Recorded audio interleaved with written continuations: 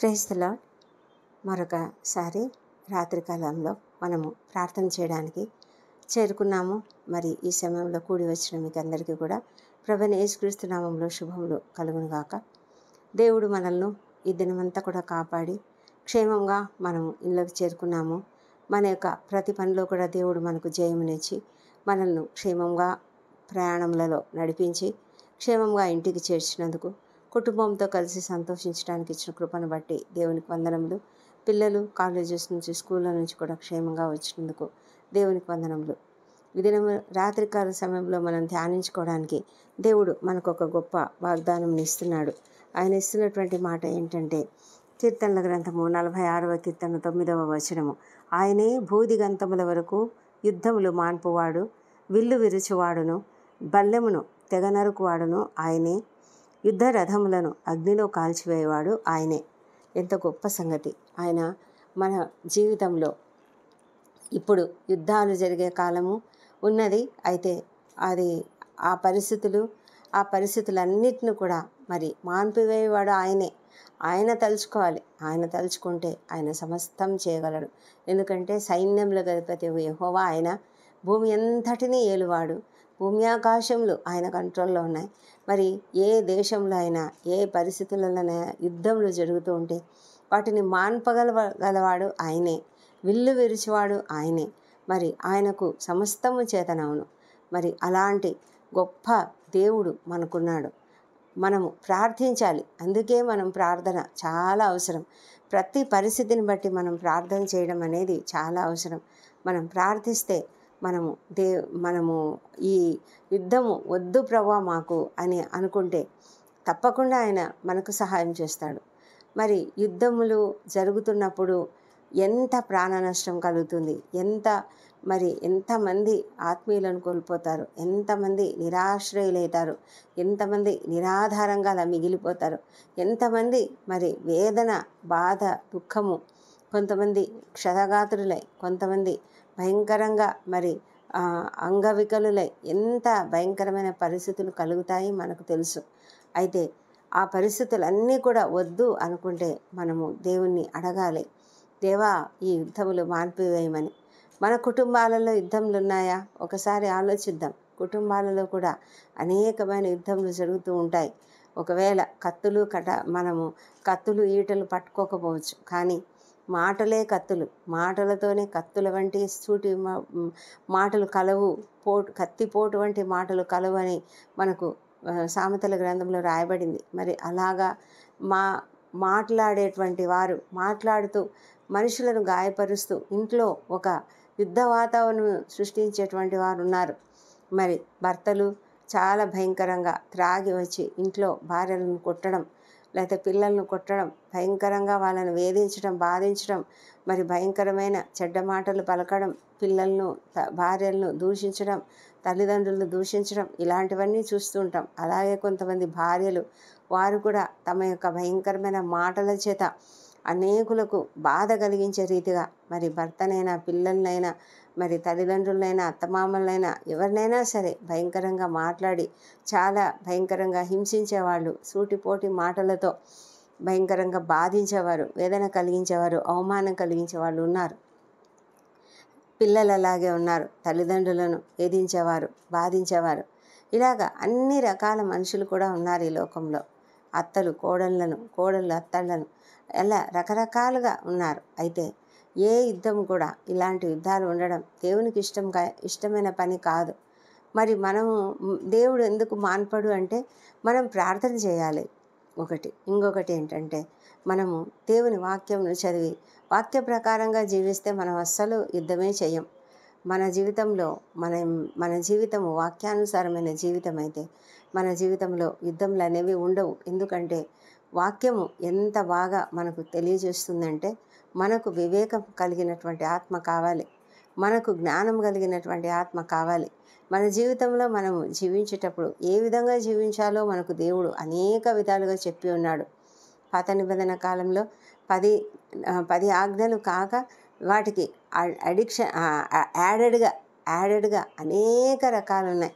ఆ అనేక రకాల ఆజ్ఞల్ని మనం చదివినట్లయితే మరి నిర్గమకాండంలో, లేవియకాండంలో, ద్వితీయోపదేశ కాండంలో చదివినట్లయితే మనం ఎలా జీవించాలో రాయబడింది. అలాగే మరి నూతన నిబంధనలో ప్రభువైన యేసుక్రీస్తు చెప్పినటువంటి కొండ మీద ప్రసంగమైన, మరి అపోస్తలుడైన పౌలు గారు కానీ, మరి సువార్తలలో కానీ అనేక రకాలుగా, మరి పేతురు గారైనా, యాకోబు అయినా అందరూ కూడా చెప్పినటువంటి అనేకమైన విషయాలు, సూత్రాలు అంటారు వాటిని. సూత్రాలు మనం జీవితంలో సంతోషంగా జీవించడానికి సూత్రాలు అని మనం మార్కెట్లో అనేక రకాల పుస్తకాలు చదువుతూ ఉంటాం. మోటివేషనల్ బుక్స్ అంటారు ఇలాంటి వాటిని.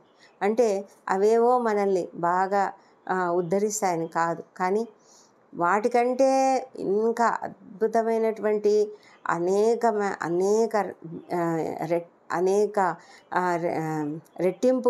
రెట్టింపు జ్ఞానంనిచ్చేటువంటి మాటలు మనకు బైబిల్ గ్రంథంలో ఉన్నాయి. జీవితం ఎలా జీవించాలి, ఎలా మన ఇతరులతో మనం ఉండాలి, ఎలా మనము మన కుటుంబంలో సభ్యులతో మనం ఎలా ఉండాలి, మనము సమాజంలో ఎలా ఉండాలి, సంఘంలో ఎలా ఉండాలి, ప్రతిదీ కూడా మనకు రాయబడి ఉంది. మనం చదివితే అది అర్థమవుతుంది. కనుక మనం ఎప్పుడైతే వాక్యం చదివి అర్థం చేసుకుంటే మనము ఇలాంటి యుద్ధాలు మన జోలికి రాకుండా ఉంటాయి. యుద్ధములు మాన్పువాడు ఆయన. మరి ఏ యుద్ధమైనా సరే, మరి దేశాల మధ్య యుద్ధం జరిగినా, సమాజాల మధ్య యుద్ధం జరిగినా, కుటుంబాలలో యుద్ధం జరిగినా, ఏ యుద్ధమైనా కూడా తప్పనిసరిగా ఇరువురి తప్పులు ఉంటాయి.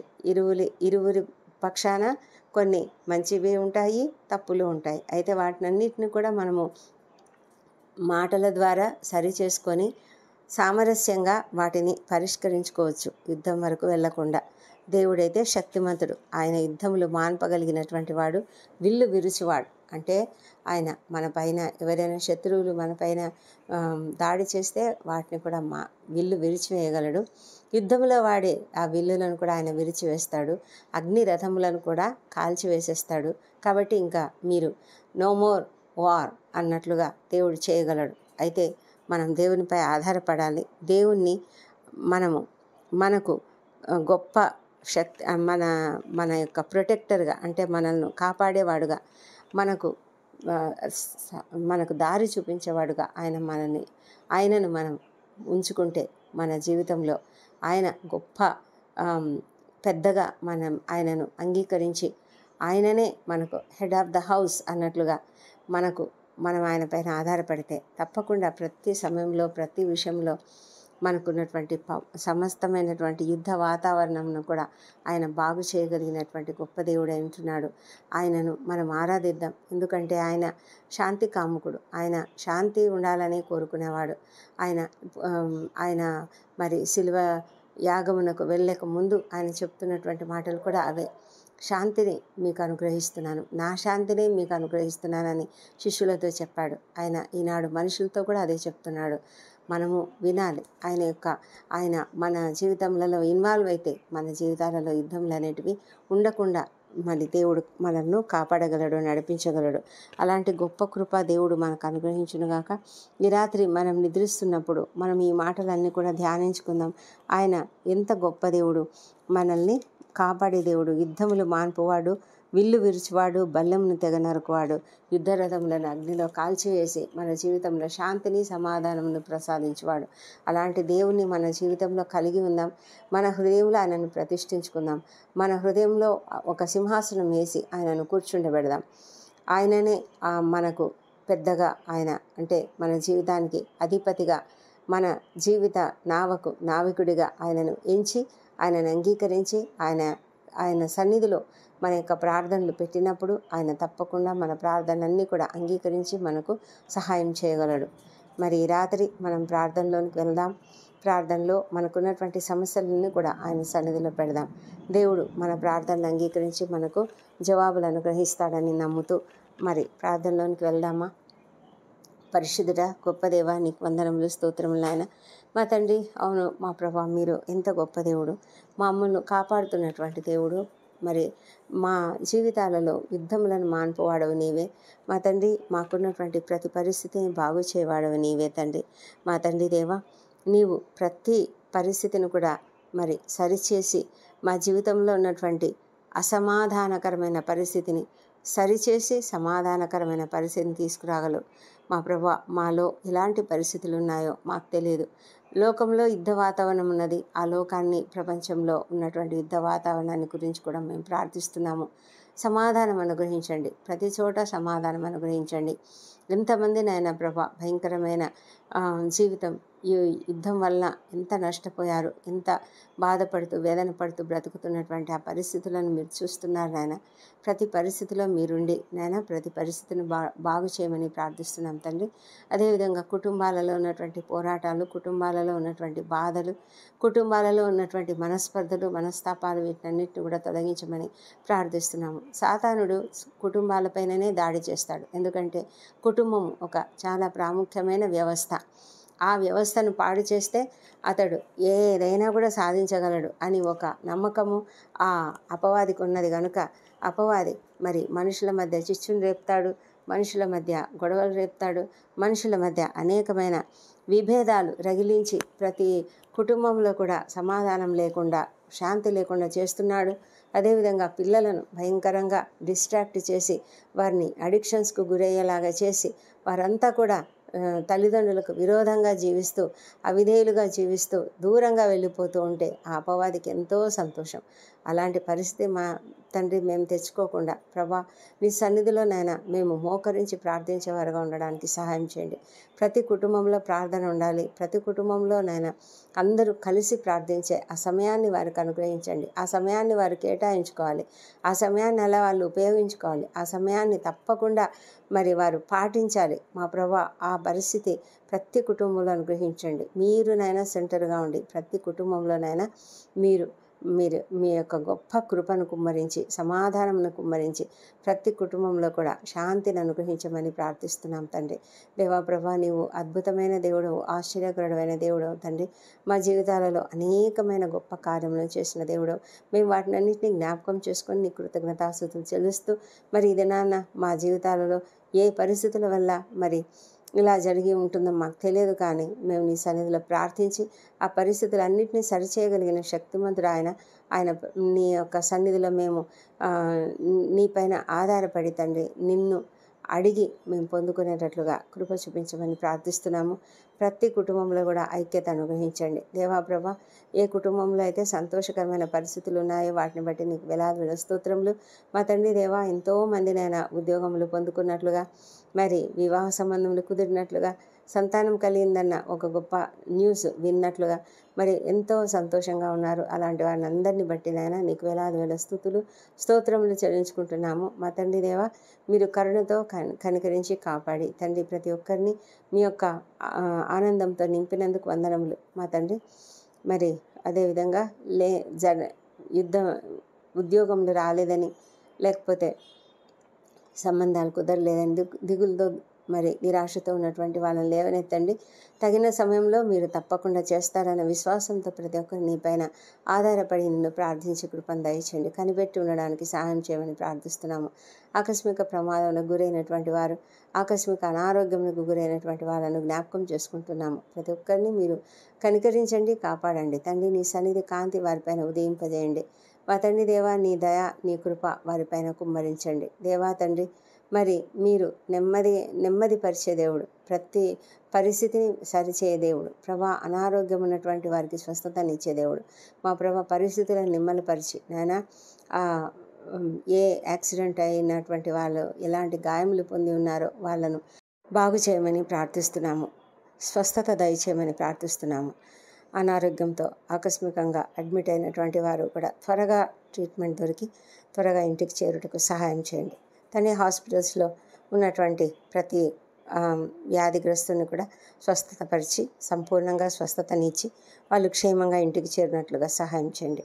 ఆర్థిక ఇబ్బందులకు గురైనటువంటి వారికి మీ యొక్క కృప దయచేయమని ప్రార్థిస్తున్నాం. సహాయం అనుగ్రహించండి. నాయన, ఎంతమంది అయితే నాయన అప్పుల బాధతో ఆర్థిక ఇబ్బందులతో ఉన్నారో వాళ్ళందరినీ లేవనెత్తండి. ఎంతో కష్టతరమైన పరిస్థితి ప్రభా, మనోవేదన, మరి కృంగుదల, వాటన్నిటి నుంచి కూడా విడుదల దయచేయమని ప్రార్థిస్తున్నాము. మా ప్రభా తండ్రి, మరి అనారోగ్యంతో ఉంటున్నటువంటి వారికి ఉపశమనం అనుగ్రహించి స్వస్థత అనుగ్రహించి త్వరగా ఇంటికి చేరుటకు సహాయం చేయమని ప్రార్థిస్తున్నాము. అనాథలుగా ఉన్నటువంటి వృద్ధులను, చిన్నారులను, ఒంటరి తల్లులను, ఒంటరి మహిళలను మీరు కాపాడండి ప్రభా. వారికి తగిన సహాయం అనుగ్రహించండి మా ప్రభా. బాధపడుతున్న వాళ్ళను, శ్రమ పడుతున్నటువంటి వాళ్ళని అందరినీ కూడా మీరు ఆదరించమని ప్రార్థిస్తున్నాము. ఈ రాత్రి వేళ ఎవరెవరైతే ప్రయాణాలు చేస్తున్నారో వాళ్ళను క్షేమంగా గమ్యస్థానానికి చేర్చండి. వారి వాహనాలపై నీ రక్తం ప్రోక్షించి నాయన క్షేమకరమైనటువంటి ప్రయాణం దయచేయండి. మా తండ్రి ఎవరెవరైతే నాయన మరి రాత్రి వేళ డ్యూటీలు చేస్తున్నారో వాళ్ళనందరినీ కూడా కాపాడి వారికి నీ కాపుదల దయచేయమని ప్రార్థిస్తున్నాము. ముఖ్యంగా మరి సైనికులను, డాక్టర్లను, నర్సులను, మరి పోలీస్ శాఖలో ఉన్నటువంటి వాళ్ళను ప్రభా మీరు కనికరించండి తండ్రి. వారికి కావాల్సిన సహాయం మీరు అనుగ్రహించమని ప్రార్థిస్తున్నాం తండ్రి. ఈ రాత్రి తండ్రి మేము నీ వాక్యంను ధ్యానించి ఉన్నాం తండ్రి. వాక్యంను మేము మననం చేసుకుంటూ ప్రభా వాక్యంను ధ్యానిస్తూ మేము పండుకుంటుండగా తండ్రి మీరు మాకు తోడుగా ఉండమని ప్రార్థిస్తున్నాం తండ్రి. మా జీవితాలలో మరి మాకున్నటువంటి ప్రతి సమస్యను నీ సన్నిధిలో ఎత్తి పట్టుకున్నాము. మీరు తప్పకుండా బాగు చేసి ఉన్నారని నమ్ముతూ నీకు స్తోత్రం చెల్లిస్తున్నాము. ఈ దినమంతా మేము చేసిన ప్రతి పాపమును నీ సన్నిధిలో ఒప్పుకుంటున్నాం నాయన. మమ్మల్ని క్షమించండి తండ్రి. మా తండ్రి రాత్రి అంతా మాకు మంచి నిద్ర అనుగ్రహించండి. మా శరీరములను, ప్రాణములను, ఆత్మలను నీ చేతులకు అప్పగించుకుంటున్నాము.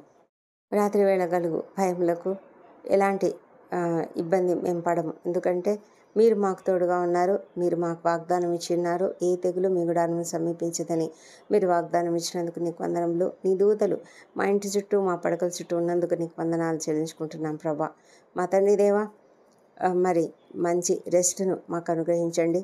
ఉదయకాలంన సజీవంగా, ఆరోగ్యంగా లేచి నిన్ను స్తుతించి ఆ తర్వాత మా పనులకు వెళ్ళడానికి మాకు కృప దయచేయమని మా ప్రభువును, మా ప్రియ రక్షకుడునైన యేసుక్రీస్తు నామంలో అడిగి పొంది ఉన్నామని నమ్ముతూ నీకు స్తోత్రం చెల్లిస్తున్నాం తండ్రి. Amen, amen.